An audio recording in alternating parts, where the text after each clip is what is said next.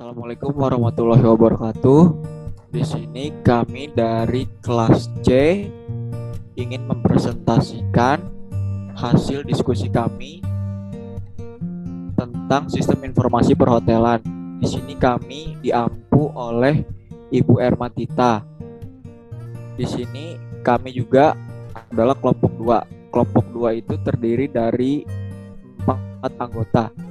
Anggota yang pertama ialah Vanessa Putri Utami sebagai pemateri, serta Fathia Azahra juga sebagai pemateri, dan Fadli Arfans juga sebagai pemateri, serta yang terakhir Muhammad Ezra Prachna sebagai moderator juga sebagai pemateri.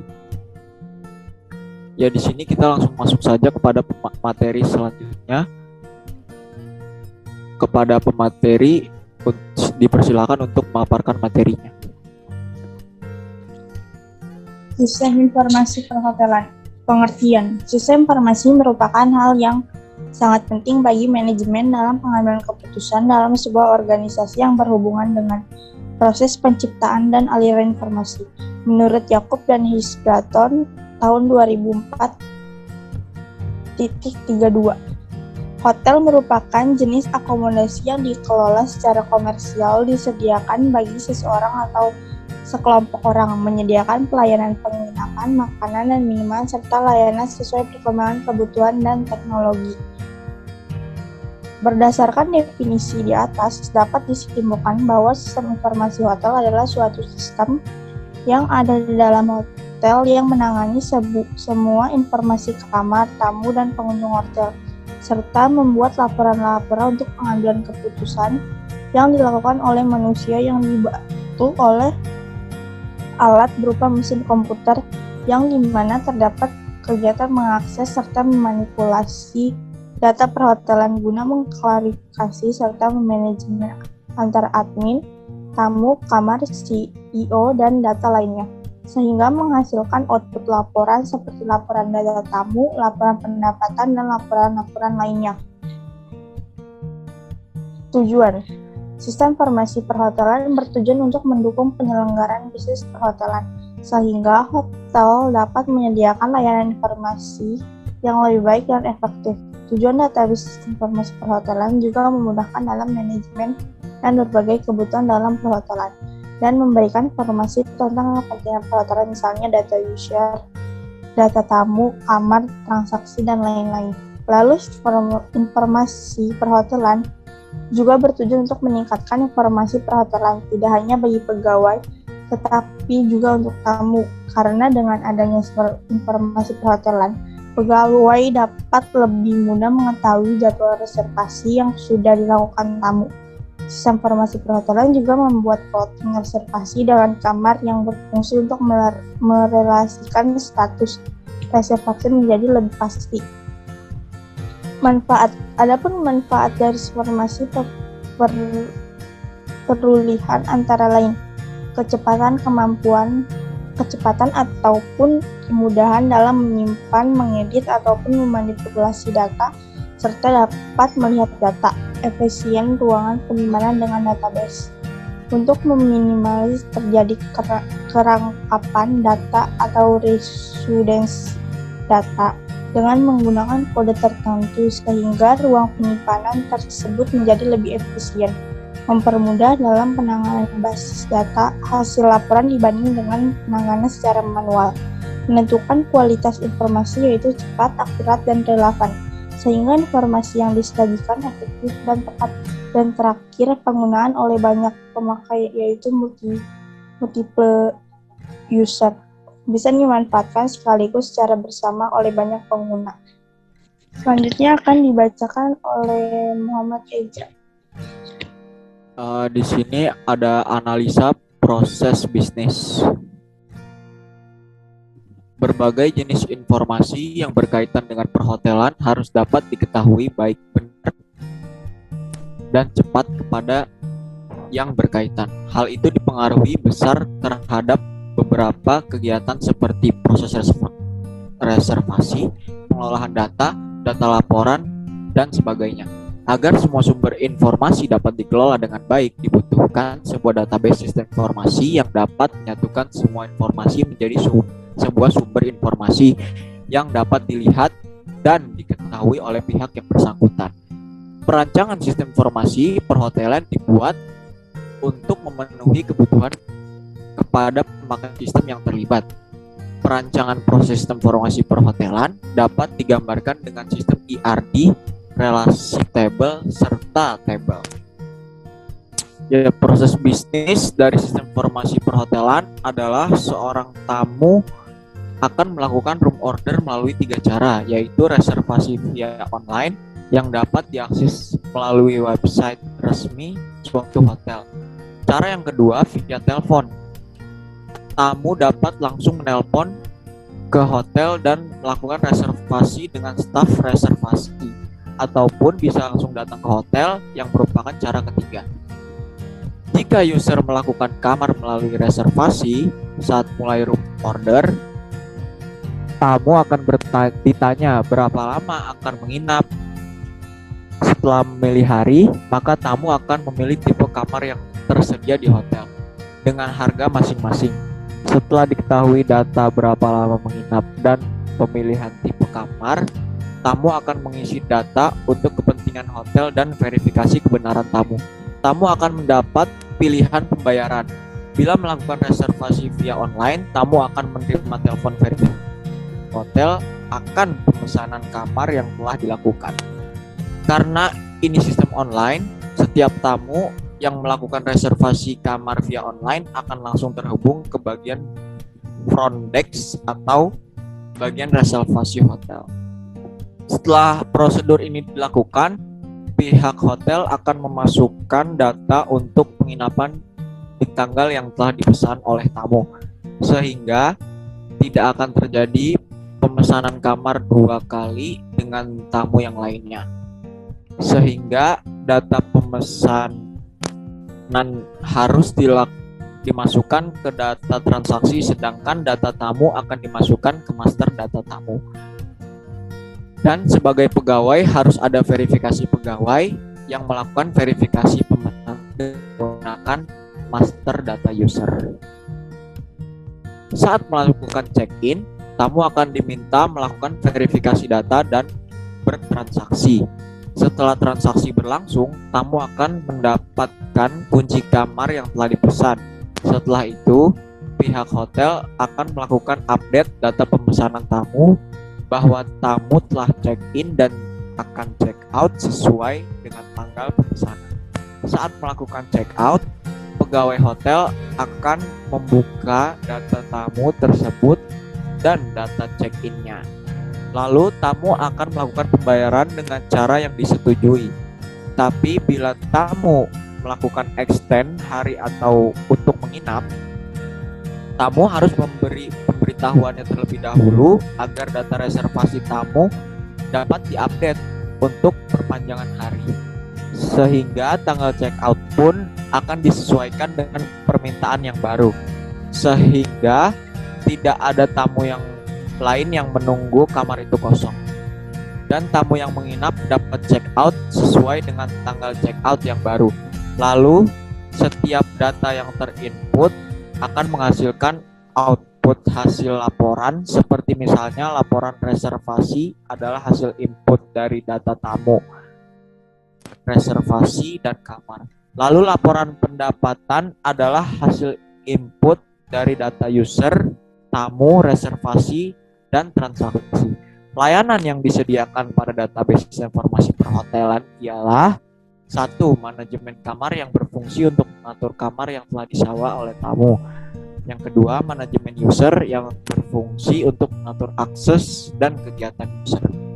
Di sini ada analisa tabel dan record.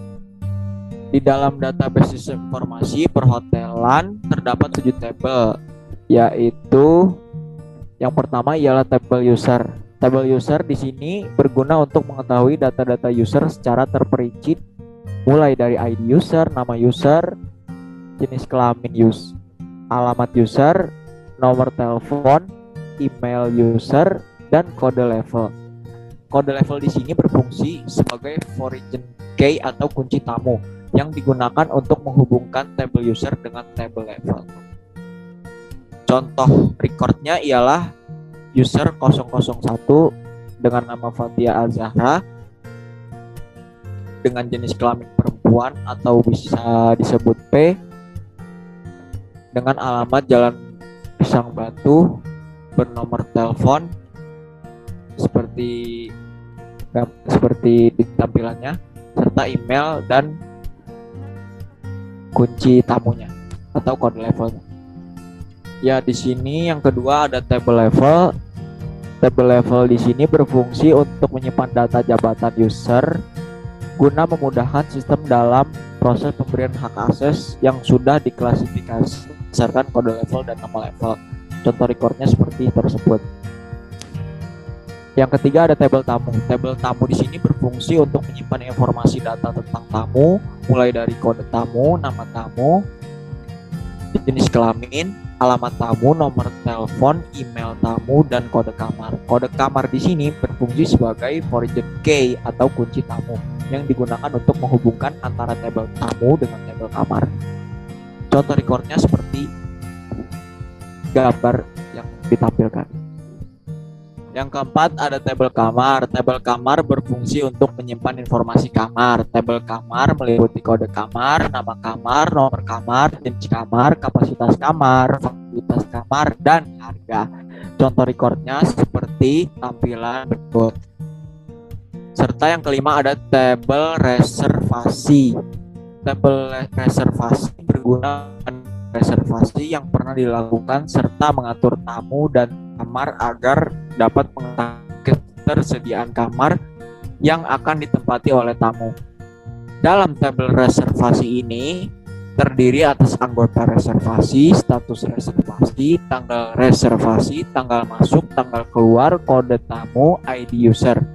Kode tamu dan ID user di sini berfungsi sebagai foreign key atau sebagai kunci tamu yang digunakan untuk menghubungkan antara tabel reservasi dengan tabel tamu juga dengan tabel user. Contoh recordnya seperti tampilan berikut. Yang keenam ada tabel transaksi. Tabel transaksi berfungsi untuk menyimpan data transaksi yang sudah dilakukan. Dalam tabel transaksi ini terdiri atas kode transaksi, tanggal transaksi, total pembayaran, kembali, kode reservasi. Kode reservasi di sini berfungsi sebagai foreign key atau kunci tamu yang digunakan untuk menghubungkan antar tabel transaksi dengan reservasi. Contoh recordnya sebagai berikut. Yang ketujuh ada tabel laporan transaksi. Tabel laporan transaksi adalah sebuah entitas baru dari hasil relasi antara transaksi dengan user. Terbentuklah tabel laporan transaksi. Dalam tabel laporan ini terdiri atas kode transaksi, ID user, tanggal, total pendapatan, keterangan yang berfungsi untuk menyimpan informasi laporan yang telah diperoleh. Contoh recordnya seperti tampilan berikut. Ya, di sini ada hasil laporan database sistem informasi perhotelan. Yang pertama, laporan yang pertama ialah laporan data user yang berisi data user. Data menjadi salah satu bagian terpenting pada sistem. Salah satunya adalah hak akses. Tujuan data user adalah untuk mengatur hak akses tertentu yang dapat dilakukan oleh user tersebut sesuai dengan levelnya. Yang kedua adalah laporan reservasi tamu. Data reservasi tamu bertujuan sebagai manajemen tamu dan kamar pada proses reservasi di hotel. Misalnya seperti manajemen di mana kamar tersedia yang akan ditempati tamu. Yang ketiga ada laporan pendapatan. Data dalam laporan pendapatan valid dan tidak dapat diubah. Laporan pendapatan berfungsi untuk menyimpan data-data transaksi yang sudah dilakukan dengan mencantumkan atribut yang dirasanya perlu. Laporan pendapatan juga berfungsi sebagai rekap pemasukan dan pengeluaran yang dihasilkan selama hotel beroperasi. Ya, di sini ada perancangan IRD akan dilanjutkan oleh pemateri selanjutnya. Untuk pemateri selanjutnya dipersilahkan. Terima kasih. Untuk selanjutnya ada perancangan IRD. Perancangan IRD untuk merancangnya terdapat beberapa tahapan, di mana yang pertama adalah menentukan entitas. Di sini dalam database hotel terdapat 6 entitas, yaitu user, level, tamu, kamar, reservasi, dan transaksi. Untuk tahapan selanjutnya adalah menentukan matrikel relasi, di mana user memiliki level, user melaporkan transaksi, melakukan reservasi, kamar disewa tamu, reservasi mengecek kamar, reservasi menghasilkan transaksi. Setelah relasi sudah ditentukan, maka dapat menggambarkan IRD sementara seperti gambar berikut. Lalu ketika IRD sudah dapat dibuat, maka mengisi kardinalitas dari masing-masing table seperti table user dengan table level, di mana relasinya adalah one to one, di mana satu user memiliki satu level dan satu level hanya dapat dimiliki satu user. Yang kedua ada table tamu dan table reservasi, di mana relasinya adalah di mana satu tamu dapat melakukan lebih dari satu reservasi dan banyak reservasi dapat dilakukan oleh satu tamu. Yang ketiga ada table kamar dan table tamu, relasinya adalah many to one, di mana banyak kamar dapat disewa oleh lebih dari satu tamu dan satu tamu dapat menyewa lebih dari satu kamar. Selanjutnya ada table reservasi dan table kamar, relasinya adalah one to many, di mana satu reservasi dapat mengecek lebih dari satu kamar dan banyak kamar dapat dicek oleh satu reservasi. Yang kelima ada table reservasi dan table transaksi. Di sini relasinya adalah one to one, yang dimana satu reservasi hanya dapat menghasilkan satu transaksi dan satu transaksi dapat dihasilkan dari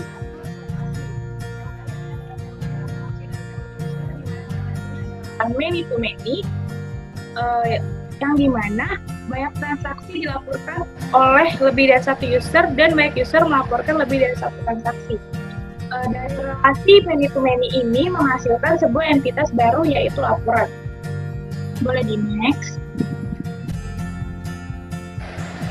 Selanjutnya adalah menentukan kunci utama, yaitu dari table user ada ID user, dari table level ada kode level, dari table kamar ada kode kamar, dari table tamu ada kode tamu, dari reservasi ada kode reservasi, dan yang terakhir ada table transaksi, yaitu primary key-nya adalah kode transaksi.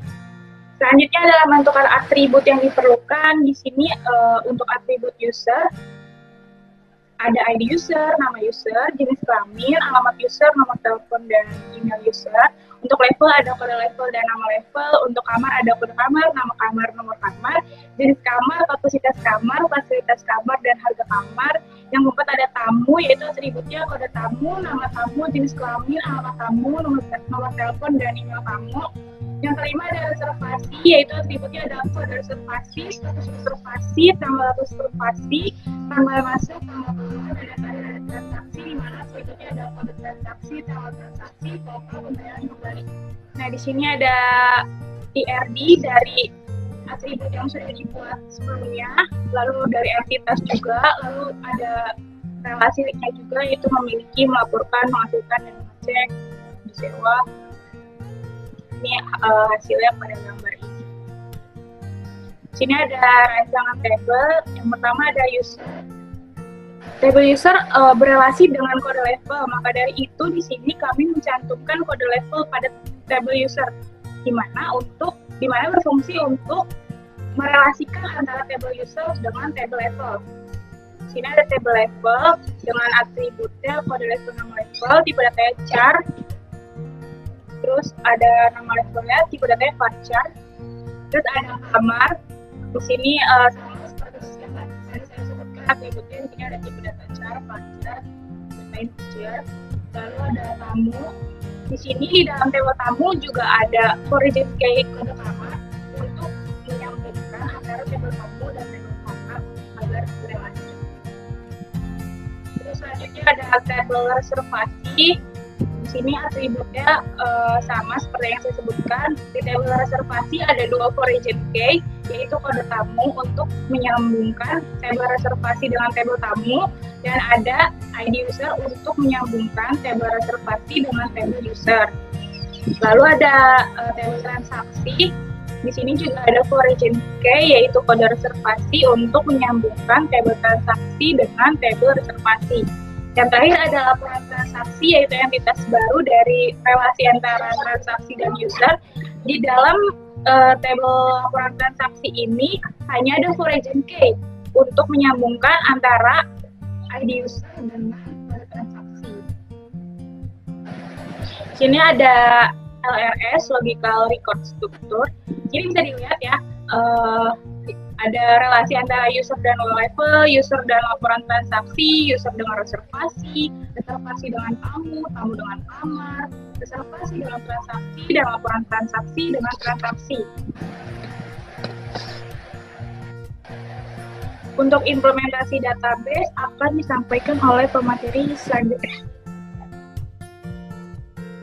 Oke, terima kasih untuk pemateri sebelumnya. Saya akan melanjutkan untuk menjelaskan implementasi database. Yang pertama nih ada pembuatan database. Kita membuat database sesuai nama database kita, yaitu perhotelan. Kemudian kita juga melakukan pembuatan tabel.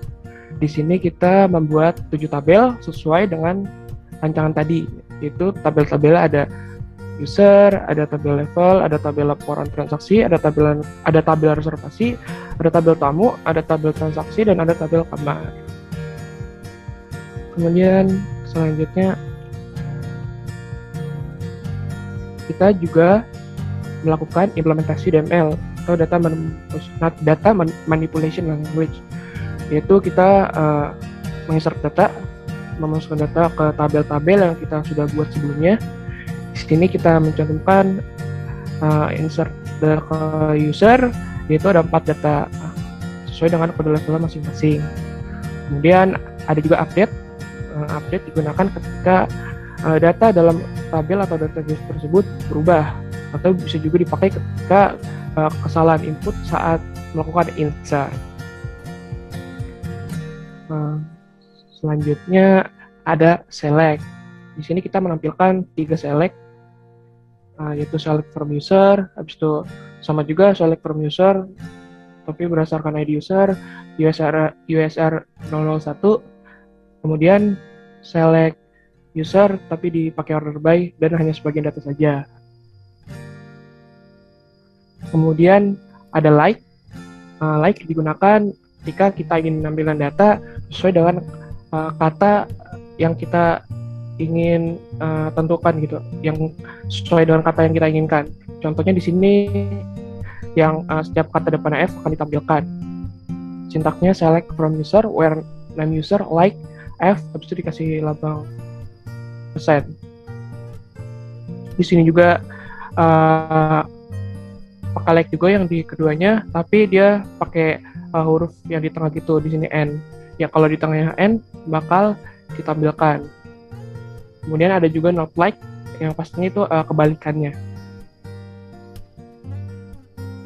Kemudian kita di sini juga mengimplementasikan fungsi-fungsi di MySQL, yaitu ada sum untuk menjumlahkan, kemudian ada max untuk mencari data tertinggi, kemudian ada min untuk mencari data terendah, kemudian ada average untuk mencari rata-rata, dan count untuk menghitung. Di sini kita berdasarkan tabel transaksi. Kemudian kita juga mengimplementasikan DDL atau Data Definition Language. Yang pertama yaitu alter table, yang digunakan ketika kita ingin merubah struktur tabel. Kita di sini contohnya ketika ingin mengubah salah satu kolom menjadi sebuah foreign key. Kemudian kita juga mengimplementasikan drop table. Kita gunakan ketika tabel tersebut salah kita buat atau sudah tidak digunakan lagi. Kemudian kita juga membuat index yang tujuannya agar data tersebut lebih mudah untuk dicari. Walaupun akan kerasa ketika data tersebut sudah banyak. Kemudian kita di sini juga membuat trigger. Nah, trigger di sini itu akan ke-trigger atau terjadi setelah kita menginsert tamu. uh,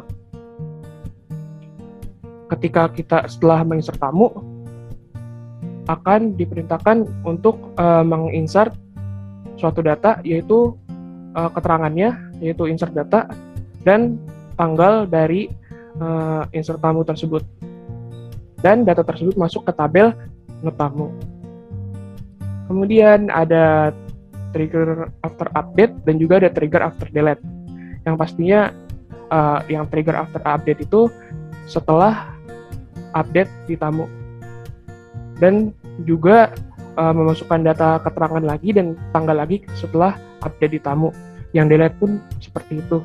Ketika delete di tamu akan menginsert data lagi ke note tamu sesuai dengan keterangannya, yaitu delete data dan tanggal dari delete data tersebut. Nah, di sini kita mengimplementasikan subquery. Nah, di mana kita menselect setelah kita menselect juga gitu. Jadinya asintaks dalam sintaks seperti itu.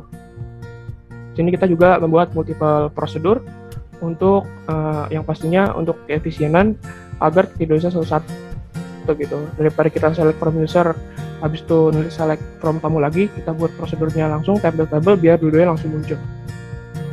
Kemudian kita juga membuat laporan data user, laporan data tamu menggunakan view, dan yang pasti di dalam view tersebut kita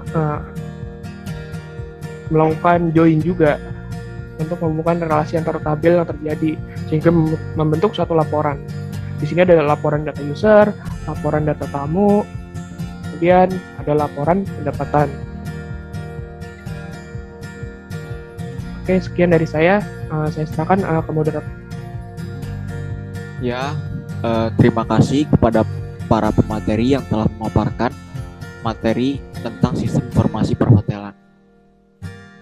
Mohon maaf bila dari kelompok 2 ada banyak kekurangan serta tidak perfect dalam pemaparan materi. Mohon dibukakan pintu maaf yang sebesar-besarnya.